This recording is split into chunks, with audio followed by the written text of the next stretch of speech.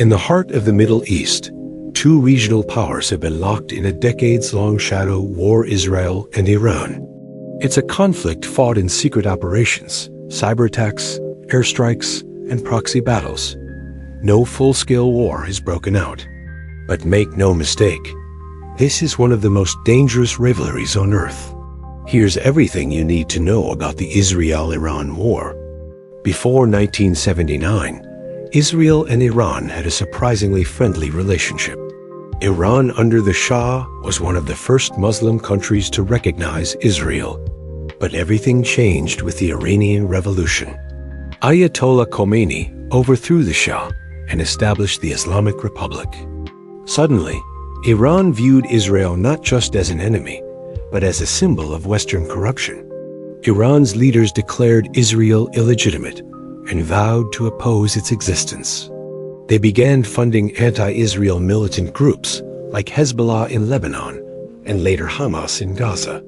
Meanwhile, Israel began viewing Iran as its most existential threat, especially as Iran's nuclear ambitions grew.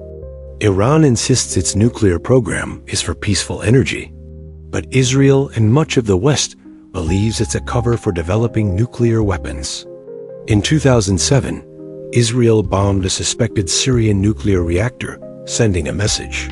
In the following years, a wave of mysterious assassinations struck Iranian nuclear scientists.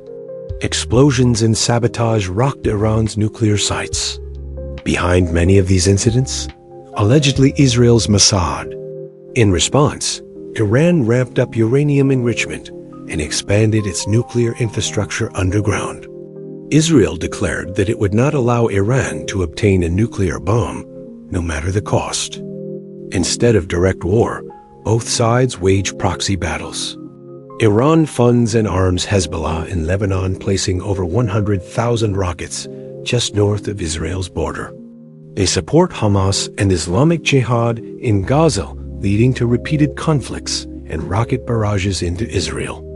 In turn, Israel conducts hundreds of airstrikes in Syria, targeting Iranian weapons shipments and militias. These strikes aim to stop Iran from building a military corridor stretching from Tehran to the Mediterranean. It's called the Land Bridge, a way for Iran to supply Hezbollah directly through Iraq and Syria. Israel also launched cyber attacks like the infamous Stuxnet worm, which crippled Iran's nuclear centrifuges. Iran responded with attacks on Israeli-linked ships, embassy bombings, and drone assaults from its allies in Iraq and Yemen. It's a deadly game of chess, often fought far from each other's borders. In 2020, Israel normalized relations with the UAE, Bahrain, Morocco, and Sudan, the Abraham Accords. This alarmed Iran. Israel's diplomatic push in the Gulf brought it closer to Iran's doorstep. In response, Iran deepened ties with militias across the region. From Yemen's Houthis to Iraqi Shia militias, Iran's network grew stronger and more aggressive. Tensions soared. Every airstrike, every cyber attack, every drone strike carried the risk of full-scale war. In 2023 and 2024, the shadow war spilled into the open.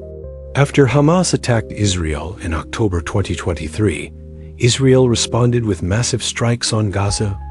Iran-backed groups across the region joined the fight, attacking U.S. bases, launching rockets and drones at Israel. Then came a dramatic moment. April 2024, Iran launched over 300 drones and missiles at Israel. It was the first direct attack from Iranian territory. Israel, with help from the U.S. and allies, shot down nearly all of them. Israel retaliated by striking deep inside Iran in Isfahan, near key military and nuclear sites. Though limited, these strikes marked a turning point. The shadow war had crossed a red line. Israel and Iran remain locked in a dangerous standoff.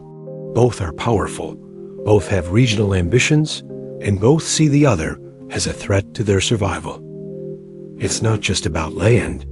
It's about identity, ideology, and influence. And while the war may not be declared, the danger is very real.